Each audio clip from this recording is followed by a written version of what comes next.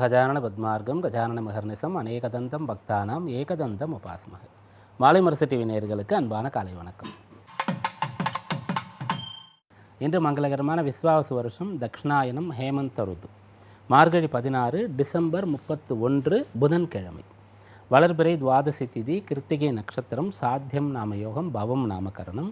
இது இன்றைய பஞ்சாங்கம். இன்றைக்கான விசேஷம், இன்றைக்கு கிருத்திகை மாதந்தோறும் மிக விசேஷமாக கடைபிடிக்கக்கூடிய ஒரு விரத நாளாக இருக்கும், வழிபாட்டு நாளாக இருக்கும். இப்படிப்பட்ட இந்த கிருத்திகை இந்த மார்கழி மாதத்தில் இந்த வைகுண்ட ஏகாதசியை ஒட்டி வருது. அதுபோல் ஒவ்வொரு விசேஷங்கள்லேயும் இந்த கிருத்திகையினுடைய தொடர்பு இருக்கிறத பார்க்கலாம். அதாவது ஒரு ஆண்டிற்கு 12 முறை கிருத்திகை வருதுன்னு சொன்னால், பல முறை இதுபோல் அந்த கிருத்திகை ஒரு விசேஷத்திற்கு முன்னாலோ மறுநாளோ அதோடு சேர்ந்தோ வரக்கூடியதை நம்ம பார்க்க முடியும். அந்த கிருத்திகைன்னும் போது அது மட்டும் இல்லாமல் அதோடு சேர்ந்து வேறு தெய்வ வழிபாட்டுக்கான பலனும் அதோடு சேர்ந்து வேறொரு விரத நாளும் விசேஷ நாளும் வரக்கூடியதாக இருக்கும். இன்றைக்கு அப்படி அமைந்திருக்கிறது. அந்த கிருத்திகை அப்படின்னு சொன்னால் இது வழிபாட்டு நாள், கோவிலுக்கு போய் வழிபாடு செய்கிறோம் அப்படின்ற ஒன்று இருக்கும். வீட்டில் முருகப்பெருமானுக்கு பூஜை செய்யக்கூடியதுன்னு இருக்கும். நிறைய பேருக்கு முருகப்பெருமானுக்கு இந்த சித்ராண்ணெல்லாம் கலந்து வழிபாடு செய்கிறது, படையல் போடுறதுன்றதெல்லாம் சொல்லுவாங்கள்ல, அதுபோல் செய்வாங்க. மாவிளக்கு மாவுன்னு சொல்லக்கூடியது ஒன்று இந்த கிருத்திகை அப்போ குறிப்பிட்ட சில மாதங்களில் செய்வாங்க. அதுபோல் இந்த கிருத்திகை நாள் அப்படின்னு சொல்லும்போது இது நட்சத்திரங்களில் முதல் நட்சத்திரம் அப்படின்ற ஒரு ஐதீகமும் இருக்கிறது. அஸ்வினி நட்சத்திரம் தான் முதல் நட்சத்திரமாக இருக்கும் நம்ம அந்த ராசி கட்டத்தில் பார்க்கும்போது.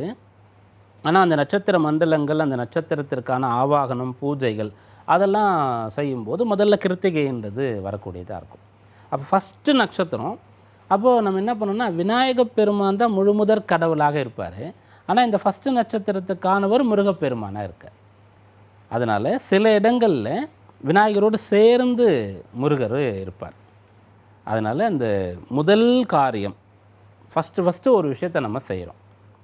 பெரும்பாலும் விநாயகப் பெருமான் வழிபாடு செய்வோம். ஒரு சில பேருக்கு அது முருகனாக வந்துடுவார். எனக்கு முருகன் தான் எனக்கு அப்பா, முருகன் தான் எனக்கு நண்பன், முருகன் தான் எனக்கு குழந்தை, அப்படி நான் பாவிக்கிறேன், எதுனாலும் முருகன் தான், முருகான்னு சொல்லி செய்வாங்க. அவங்கெல்லாம் இது போல் எந்த ஒரு செயலை செஞ்சாலும் முருகரை வேண்டிட்டு தான் செய்வாங்க. ஏதாவது ஒரு நல்ல விஷயம்னா போய் முருகரை பார்த்துட்டு வந்துடுவாங்க. அப்படி இந்த முருகப்பெருமான்றது நிறைய பேருக்கு இஷ்ட தெய்வமாக இருக்க, நிறைய பேருக்கு குலதெய்வமாக இருக்க. அப்படிப்பட்ட அந்த முருகப்பெருமானை வழிபாடு செய்ய வேண்டிய நாளாக இருக்குது. இன்றைய நாளில் இந்த கிருத்திகையோடு என்ன விஷயங்கள் சேருகிறது அப்படின்னு பார்த்தா, கிழமையில் புதன்கிழமை அப்படின்னு சொல்லக்கூடிய ஒரு விஷயம் சேருது. புதன்னு சொன்னாலே அவர் புத்தி, இந்த வித்தை, கல்விக்கான ஒருத்தராக இருப்பார். இன்றைய நாளில் திதி அப்படின்னு பார்க்கும்போது துவாதசி திதி அப்படின்றது இருக்கும், வளர்பிறை துவாதசி. இந்த துவாதசி திதின்றது மிக விசேஷமாக மகாலட்சுமி வழிபாடு செய்யக்கூடியதாக இருக்கும். திதிகளில் திரையோதசி அப்படின்னு சொன்னால் சிவபெருமானை வழிபடும், சஷ்டின்னா முருகர் வழிபடும், பஞ்சமின்னா வராகி வழிபடும், சதுர்த்தினா பிள்ளையார்னு ஒரு திதியும் ஒவ்வொரு தெய்வத்திற்கானதாக இருக்கும்.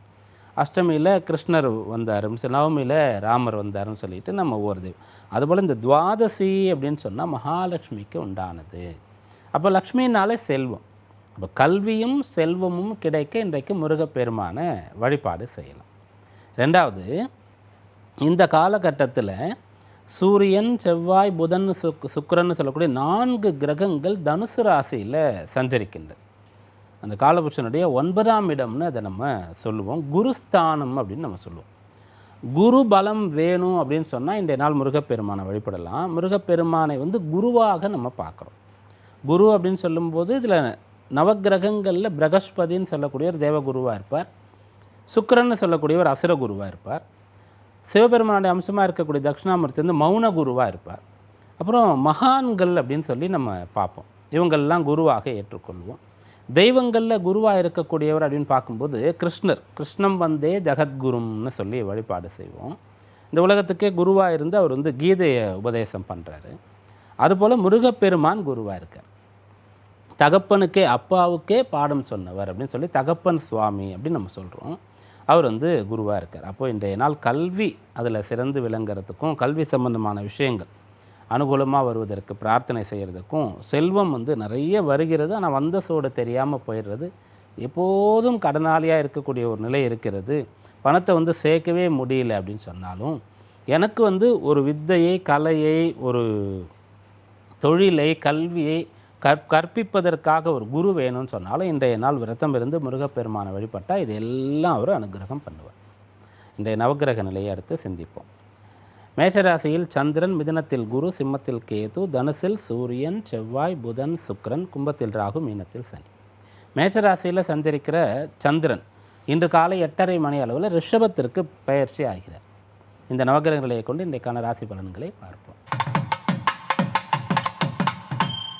மேஷராசி அன்பர்களே, இந்த நாள் உங்களுக்கு வீடு, வாகனம் போன்ற வசதிகளை கொண்டு வந்து சேர்க்கக்கூடிய நாளாக இருக்கிறது. குடும்பத்தை விட்டு பிரிந்து இருக்கக்கூடியவர்களுக்கு குடும்பத்தோடு ஒன்றிணையக்கூடிய ஒரு யோகபாகிய பலனை தரக்கூடிய நாளாக இந்த நாள் இருக்கிறது. குடும்ப சூழல் காரணமாக படிக்க முடியாதவர்களுக்கு அந்த கல்வி பயிலக்கூடிய பாக்கியத்தை தரக்கூடிய, கல்வி செல்வத்தை தரக்கூடிய நாளாக இந்த நாள் அமைகிறது. ரிஷபராசி என்பர்களே, இன்றைய நாளில் நீங்கள் உங்களுடைய நிலையிலிருந்து மிகப்பெரிய அளவிற்கு வரணுன்ற எண்ணத்தை பெறுவீங்க. இப்போ நீங்கள் இருக்கக்கூடியதை விட 10 டைம்ஸ் பெட்டராக ஒரு நிலைக்கு வரணுன்றது உங்களுடைய இலக்காகவும் உங்களுடைய முயற்சியாகவும் இருக்கும். அப்படி திடீரென்று ஒரு மாற்றத்தை வந்து உங்களால் பார்க்க முடியும். மன ரீதியாக அது வரும். நமக்கு வந்து இந்த வேலை, இந்த ஊதியம்லாம் போராது, இன்னும் படித்து நம்ம ப்ரமோஷன் வாங்கணும், சொந்தமாக பிஸ்னஸ் பண்ணணும் அப்படின்ற மாதிரி எண்ணம் வரும். அடுத்த வருஷம் என்ன துறையை எடுக்கலாம், என்ன படிக்கலாம் அப்படின்னு பிள்ளைகள் வந்து பார்த்துட்ருக்கீங்க அப்படின்னு சொன்னால் மிகப்பெரிய துறையை தேர்ந்தெடுக்கணுன்ற எண்ணம் வரும். மிதுன ராசி அன்பர்களே, ராசியில் குரு இருக்கார். அவர் வந்து பணத்தை தரக்கூடிய ஒருத்தர் அப்படின்னு சொல்லுவோம். ஜென்ம குரு அப்போ என்ன பண்ணுவார்னா, பணம் கொடுத்து உங்களை செலவு பண்ண வைப்பார். இன்றைக்கு விரயத்தில் சந்திரன் இருக்கார். அதனால் இப்போ உங்களுக்கு ஏதோ செலவு வருதுன்னு சொன்னால் சந்தோஷமாக திருப்தியாக அதை ஏற்றுக்கொள்வது நல்லது. கடகராசி என்பர்களே, உங்களுடைய ராசிக்கு 6ஆம் பாவத்தில் 4 கிரகங்களுடைய சஞ்சாரம் இப்போ இருந்து கொண்டு இருக்கிறது. அந்த 6ஆம் இட தொடர்பு நல்ல தசாபக்தி நடக்கும்போது எதிரிகளே உங்களுக்கு இருக்க மாட்டாங்க. எதிரின்னா நீங்கள் டைரெக்டாக கூட எடுத்துக்க வேண்டாம். ஒரு விரோதி இருக்கார், சண்டை ஏதோ அவர் செய்கிறாரு, இல்லை லீகல் இஷ்யூ வருது, அப்படி கூட கிடையாது. நீங்கள் ஒரு போட்டியில் உங்களுக்கு ஒரு காம்படிட்டர் இருக்காருன்னு வச்சுக்கோங்களேன், ப்ரொமோஷன் வேணும், ஆனால் உங்களுக்கு ஈக்குவலாக ஒருத்தர் இருக்கார், யார் கொடுக்கறதுன்னு மேலே இருக்கவங்களுக்கே தெரியலன்னு சொன்னால் உங்களுக்கு கிடைச்சிடும். அதுபோல் ஒரு போட்டியில் விளையாட்டில் பங்கெடுக்கக்கூடியவர்களுக்கு வந்து உங்களுக்கு ஈக்குவலான டேலண்ட் இருக்கக்கூடியவங்களோட நீங்கள் பங்கெடுத்து கொண்டாலும் டேலண்ட்டை வந்து கூட்டி குறைக்கவே முடியாது. கரெக்டாக இருக்குன்னு வச்சுக்கிட்டா கூட இப்போ உங்களோட டைம் வந்து சப்போர்ட் பண்ணுது, அப்போ நீங்கள் ஜெயிப்பீங்க. சிம்மராசி என்பர்களே, இந்த நாளில் உங்களுடைய வேலை சம்பந்தமாக ஒரு தெளிவு பிறக்கும். வேலை மாற்றலாமா வேண்டாமா, வெளியூரில் வேலை கிடைக்கிது போகலாமா, பிஸ்னஸ் பண்ணலாமா, இப்போயே வேலைக்கு போகலாமா, இது டூ ஏர்லி, ரொம்ப சீக்கிரமாக, அல்லது நம்ம படிக்கலாம் இன்னும் கொஞ்சம் காலம், இப்படிலாம் உங்களுக்கு கொஞ்சம் குழப்பங்கள் இருந்ததுன்னா இருக்கும். அந்தந்த தருணத்தில் இருக்கக்கூடியவர்களுக்கு முடிவு எடுக்கக்கூடியது இந்த காலத்தில் சிரமமாக தான் இருக்கும். இன்றைக்கு தெளிவு பிறக்கும், தீர்மானம் செய்ய முடியும். கன்னிராசி என்பர்களே, இன்றைய நாள் உங்களுடைய சந்திராஷ்டமம் முடிகிறது. நாள் தொடங்கும்போது சந்திராஷ்டமம் இருக்குது. ஒரு 8:30 மணி அளவில் சந்திராஷ்டமம் பூர்த்தி ஆயிடுது. 9ஆம் இடத்திற்கு சந்திரன் வந்துடுறார். லாபாதிபதி அந்த வீட்டிற்கு லாபஸ்தானத்திற்கு போயிடுறாரு, உச்சமடைகிறாரு. அதனால் உங்களுக்கு பணமுடை, பணத்தடை இருந்ததுன்னா சரியாகும். காரிய தடை இருந்ததுன்னா இன்றைய நாள் வந்து சரியாகும். நல்ல உபதேசங்கள் கிடைக்கும். நீங்கள் மிகச்சரியாக வழிநடத்தப்படுவீங்க. உங்களுக்கு இப்படி போனால் ஜெயிச்சிடலாம், இப்படி போனால் சரியாக வந்துடும், இப்படி படித்தா புரிஞ்சிக்கலாம், இதுதான் ஆன்சரு அப்படின்ற மாதிரி எந்த இடத்துலையாவது யாராவது சொல்லிக்கொண்டே இருக்கிறத இன்றைய நாள் கவனிக்கலாம். துளாராசி என்பர்களே, காலையில் 8:30 மணி அளவில் உங்களுக்கு சந்திராஷ்டமம் தொடங்குகிறது. 8ஆம் இடத்திற்கு சந்திரன் வரார். வரும்போது உச்சமடைகிறார். இன்றைக்கு கிருத்திகை விரதமாக இருக்கிறது. அதனால் இந்த சந்திராஷ்டம தடை இருக்கக்கூடாதுன்னா முழுக்க முழுக்க இன்றைக்கு முருகப்பெருமானை வேண்டணும். முடியும் போது கோயிலுக்கு போயிட்டு வருவோம், மனசில் முருகா முருகா முருகா முருகா முருகான்னு அப்படியே அந்த முருகருடைய தியானம், அந்த எண்ணம் இருந்து கொண்டே இருந்ததுன்னா அந்த சந்திராஷ்டமத்தினால் அந்த தெளிவு இல்லாமல் போகும் இல்லையா, அதை வந்து தவிர்த்திட முடியும். விருச்சிக ராசி என்பர்களே, இந்த நாள் உங்களுக்கு தடைப்பட்ட விஷயங்கள் நடக்க போகிறது, கைவிட்டு போன விஷயங்களை மீட்க முடியும். சில பேருக்கு ஒன்று கைவிட்டு போயிடுச்சுன்னா அவ்வளோதான், திரும்ப அது கிடைக்கவே கிடைக்காது. அதுக்கான அம்சங்கள் ஜாதகத்தில் இருக்கும். சில பேருக்கு கைவிட்டு போனது எக்ஸாக்டாக என்ன போச்சோ அதே திரும்ப கிடச்சிரும்.